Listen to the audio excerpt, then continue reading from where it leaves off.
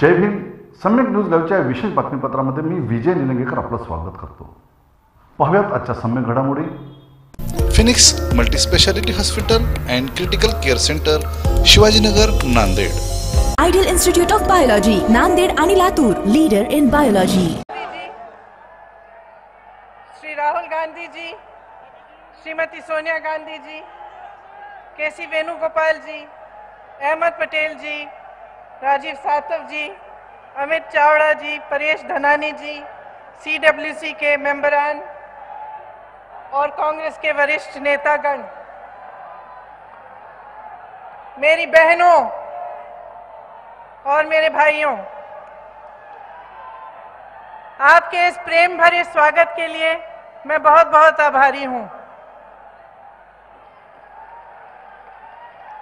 मुझे मालूम था कि आज मीटिंग है, लेकिन मन में सोचा था कि मुझे शायद भाषण देने की जरूरत ना पड़े,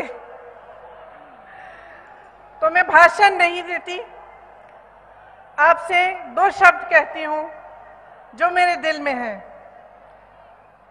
पहली बार मैं गुजरात आई हूं.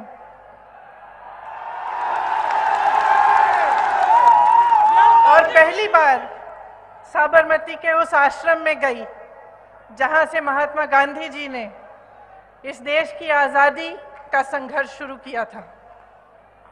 और मैं बता नहीं सकती आपको कि वहां उन पेड़ों के नीचे बैठे हुए, भजन सुनते हुए मेरे दिल में क्या भावना जागी. ऐसे लगा कि आंसू आने वाले हैं, क्योंकि मैंने उन देशभक्तों के बारे में सोचा जिन्होंने जीवन संघर्ष किया, जिन्होंने इस देश के लिए अपनी जान दी, सब कुछ त्याग कर दिया, जिनके बलिदानों पर इस देश की नींव डली है. वहां बैठे हुए मन में ये बात आई कि ये देश प्रेम, सद्भावना और आपसी प्यार के आधार पर बना है. आज जो कुछ देश में हो रहा है उससे दुख होता है. और आप सब यहाँ इतनी तादाद में आए हैं, मैं दिल से आपको कहना चाहती हूँ कि इससे बड़ी कोई देशभक्ति नहीं है कि आप जागरूक बने. आपकी जागरूकता एक हथियार है, आपका वोट एक हथियार है, लेकिन ये एक ऐसा हथियार है जिससे किसी को चोट नहीं पहुंचानी, किसी का दुख नहीं करना, किसी का नुकसान नहीं पहुंचाना. ये एक ऐसा हथियार है जो आपको मजबूत बनाएगा. आपको बहुत गहराई से सोचना पड़ेगा कि ये चुनाव क्या है, इसमें आप क्या चुनने जा रहे हैं. आप अपना भविष्य चुनने जा रहे हैं. फिजूल के मुद्दे नहीं उठने चाहिए. जो मुद्दे उठने चाहिए वो ये होने चाहिए कि आपके लिए सबसे महत्वपूर्ण क्या है, आप आगे कैसे बढ़ेंगे, नौजवानों को रोजगार कैसे मिलेगा, महिलाएं सुरक्षित कैसे महसूस करेंगी अपने आप को, आगे कैसे बढ़ेंगी, किसानों के लिए क्या किया जाएगा. ये चुनावी मुद्दे हैं और आपकी जागरूकता ही इन मुद्दों को आगे ला सकती है. तो मैं आपसे आग्रह करना चाहती हूं कि सोच समझ के इस बार आप निर्णय लें.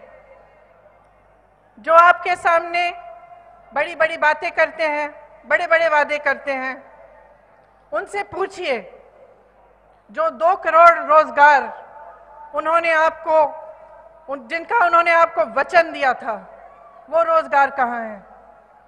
उनसे पूछिए कि जो 15 लाख आपके खाते में आने थे वो 15 लाख कहाँ गए. जिन महिलाओं की सुरक्षा की बात करते थे उन महिलाओं को किसने पूछा है इन 5 सालों में. सही सवाल करिए. इस चुनाव में आगे आने वाले 2 महीनों में आपके सामने तमाम मुद्दे उछाले जाएंगे। आपकी जागरूकता ही इस देश को बनाएगी। ये आपकी जिम्मेदारी है।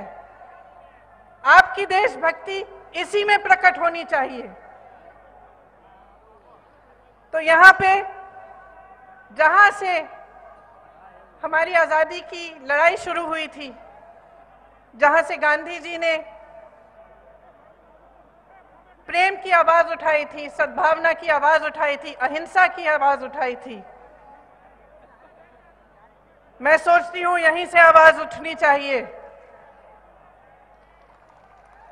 जो अपनी फितरत की बात करते हैं आपके सामने, आप उन्हें बताइए कि इस देश की फितरत क्या है।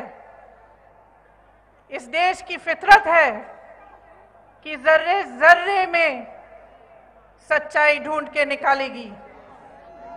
इस देश की फितरत है कि नफरत की हवाओं को प्रेम और करुणा में बदलेगी। ये आवाज आप यहां से उठाइए। आने वाले दिनों में सही निर्णय लीजिए, सही मुद्दे उठाइए, सही सवाल करिए, क्योंकि ये देश आपका है, आपने बनाया है, मेरे किसान भाइयों ने बनाया है, मेरी बहनों ने बनाया है, जो रोज सुबह शाम मेहनत करती हैं, नौजवानों ने बनाया है। और किसी ने ये देश नहीं बनाया है। ये देश और किसी का नहीं है। इस देश की हिफाजत सिर्फ आप लोग कर सकते हैं। आप एक एक जना जो यहाँ बैठा है, इस जिम्मेदारी को समझिए। आगे जैसे परेश जी ने कहा, आजादी की लड़ाई से कोई कम नहीं है। हमारी संस्थाएं नष्ट की जा रही हैं। जहां देखिए वहां नफरत फैलाई जा रही है। और हमारे लिए, आपके लिए इससे बड़ी चीज कोई नहीं हो सकती कि हम देश की हिफाजत करें, हम देश के लिए काम करें और देश के विकास के लिए आगे बढ़ें और इकट्ठे आगे बढ़ें। मैं आप सबको बहुत बहुत धन्यवाद देना चाहती हूं कि आपने मेरा यहाँ स्वागत किया और मुझे यहाँ बोलने का मौका दिया। जय हिंद।